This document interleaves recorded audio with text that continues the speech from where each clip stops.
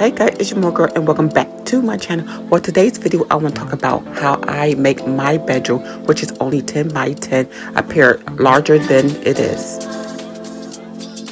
The one thing I actually did was to bring in furniture I actually need and not clutter my small room. You cannot put 200% of space into 100% and it'll make it too cluttered. So you have to either purge some item or just rearrange it in other parts of your home. As you see here, my shelf that I called Sassy. I designed this shelf about a year ago. And here I keep my smell goods. And the middle shelf is like my lip glosses and my sunglasses on the lower shelf. On my nightstand that I designed a year or two ago, I keep my waterfall, my flowers, and of course my picture frame here with Sarah and my Alexa. And with my furniture on one side, I kept it minimalistic and I put it in front of the mirror, the closet mirror doors. It'll give you the appearance that this is bigger than what it actually is because you see the reflection.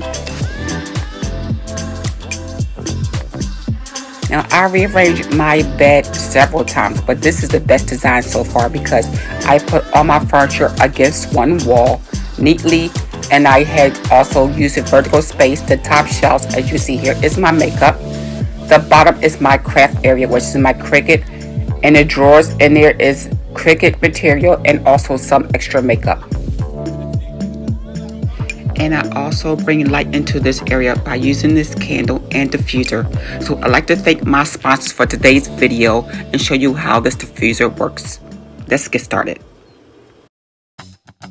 I have been testing this diffuser for about a week now. It is amazing. I really like this one, guys. So also this diffuser is for 400 ml, which is about 14 ounces of water. So it's used for large rooms. But because my room is small, I want to use it for my bedroom. And I just put 1 or 2 drops of essential oil in it.